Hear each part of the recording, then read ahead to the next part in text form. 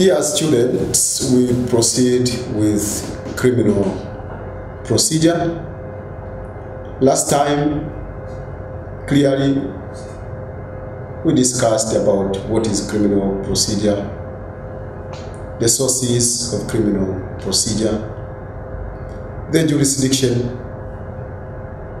under a particular court of law, persons vested with immunity in criminal proceedings, but more so, we discussed about the court system as to its hierarchy.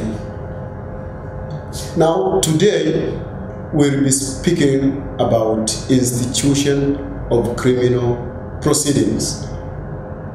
How does one institute criminal proceedings? Now, this part is categorized into four major parts. The first one is investigation stage, institution of criminal proceedings as the second stage, trial processes before the court of law, and the last level will be judgment, conviction, and sentence.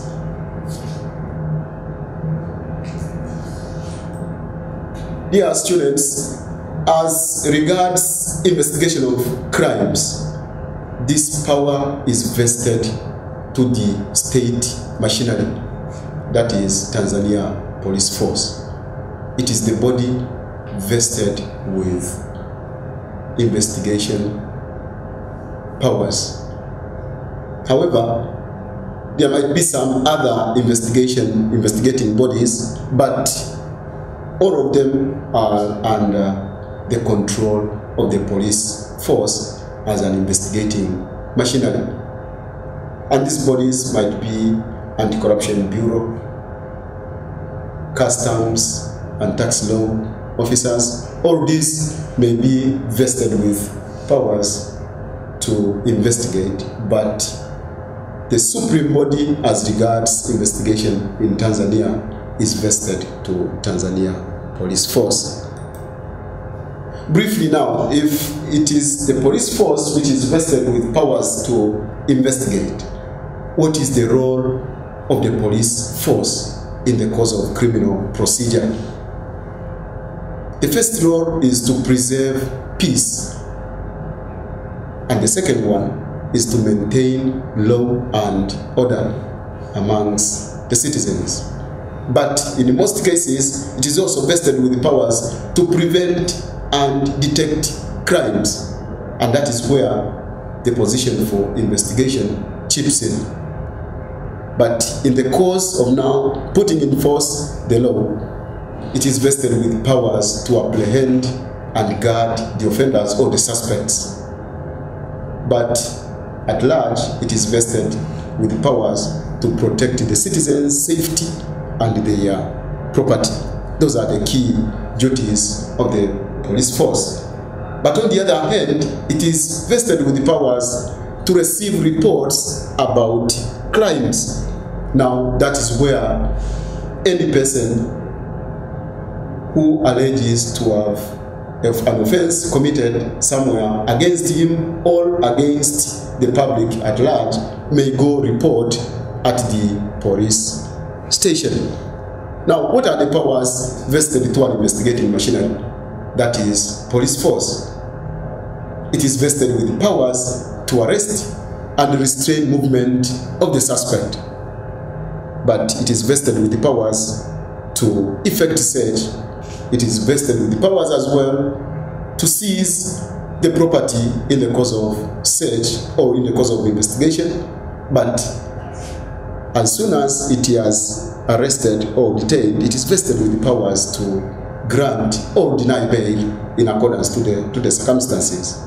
But on the other hand, the police force is vested with powers to interrogate a suspect or any person it presumes to have been a suspect. Now, how do we institute criminal proceedings? The first step is to lodge a complaint at the police station. And no sooner than one is at the police station, then he will have his complaint in writings, and it will be recorded by the recording officer, and the complainant himself, the person presenting the complaints, will be signing the said written document as to be recorded by the recording officer at the police station. Now, the second level that should come to our knowledge is, why should we have a complaint? Later on, in case the matter goes to court, it enables the court to ascertain whether an offense was committed, because there should be someone giving a report on the commission of an offense. But similarly, it should enable, or it enables the court to issue appropriate processes, possibly arrest warrant and the like. But it also assists the court to facilitate proper control in the course of administering justice as a whole, to an extent that the main role of the court is to make sure that justice is not only done, but seen to have been done. Now, how do we make a person appear before the court? The first thing that moves the suspect or takes the suspect to the court is by way of drafting a charge sheet. And a charge sheet is a formal document that contains offenses a person is accused of. And why should we have a charge then? Why should we have a charge against a person? It is actually meant to inform the accused person about the accusations against him and the law applicable. But it is meant to avoid taking an accused person by surprise. And as such, it enables the accused person or the suspect to prepare his defense. And on the same footing, it assists the court to control the proceedings by confining itself within the ambit of the charge itself, as per the offense and the provision of the law which is alleged to have been breached. Now, what should be the contents of the charge? What should be the content of the charge sheet? The charge sheet basically should contain the name of the court and the case number, the name of the parties, which is where the complainant is always the Republic plus the suspect. It should contain a statement of an offense and the law applicable, but on the other hand, it should contain particulars of an offense, and it should also show the particulars of the drawing officer. It should be dated and it should be signed, and the filing date to the court of law should be shown unto the very charge.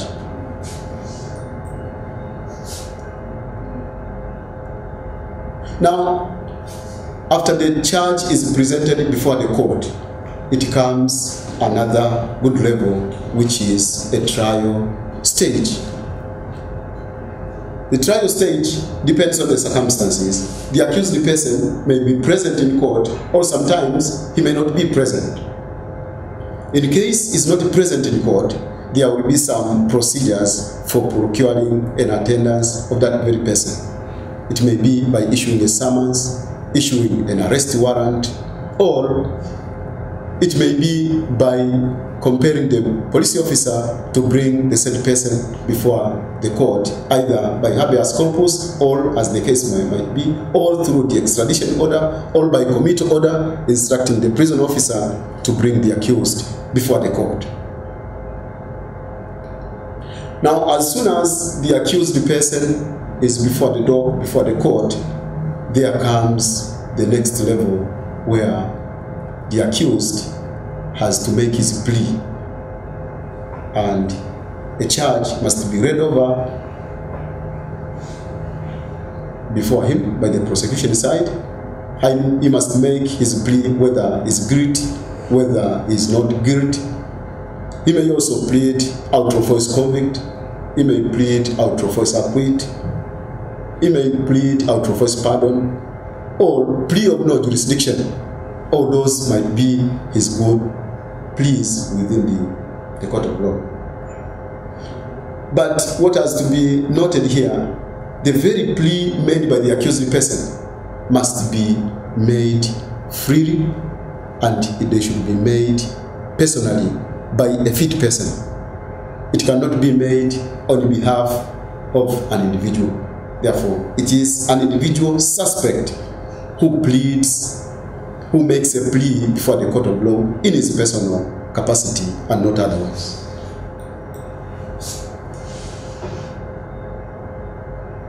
Now, as soon as the plea level is done,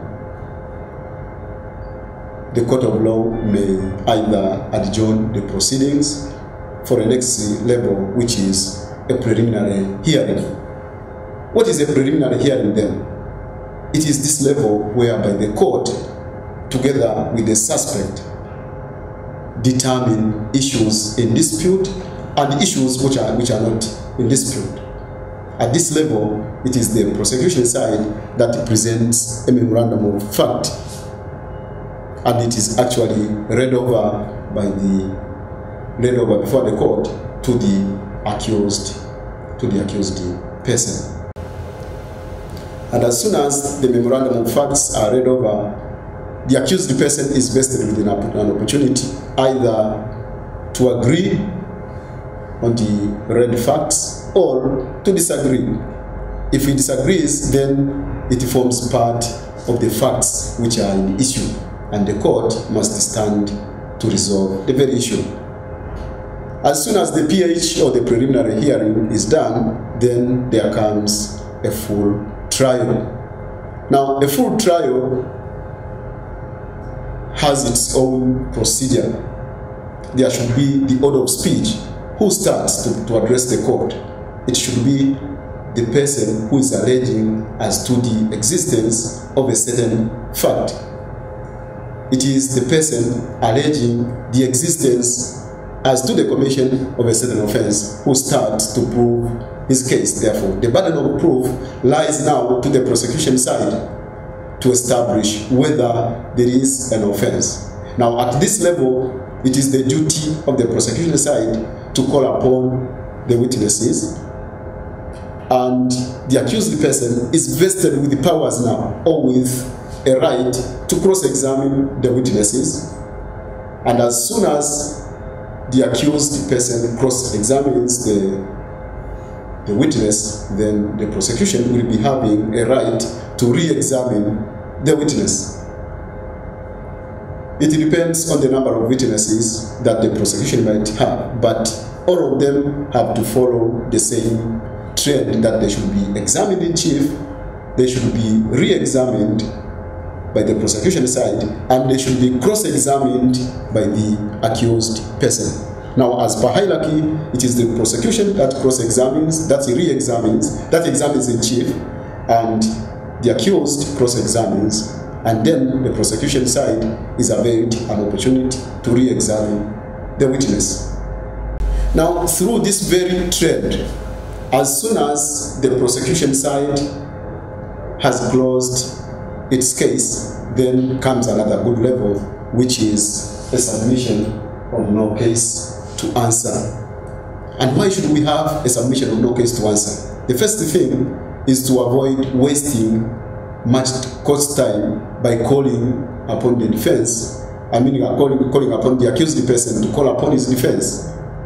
If there is no need, then the court has to go through the testimony and the documents or exhibits that have been tendered or adduced by the prosecution side, as to establish whether there is a prima facie case, whether there is a case that an accused person can stand to answer. If at all the prosecution side does not establish the very prima facie case, then the accused person stands acquitted. But if at all the court deems it right that the defense case has a case to answer, then it calls upon the accused person to bring up his defense. And in that cause, the accused person is vested with mandate or with the right to bring witnesses, of whom will be examined in chief, and they will be cross-examined, and at last they will be re-examined. Then as soon as the entire process is done, then there comes another good level which is entitled final submissions. At this level, the parties to the case, that is the prosecution side, that is the Republic, and the accused person, are vested with the powers to sum up their case in accordance to the evidence that have been adduced by each party. Each party tries to rebut the weight of the evidence that has been adduced by the other, so that the court may decide either in favor of the prosecution or in favor of the accused.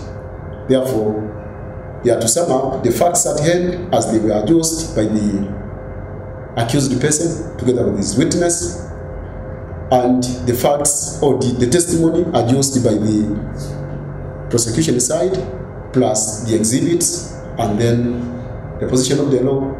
Then the judgment comes as the next stage. Having gone through the submissions by the parties, then the court is enjoined to issue its judgment. And what is the judgment then? It is an expression of the opinion of the court, which is arrived at after due consideration of evidence and the arguments presented by the parties before it.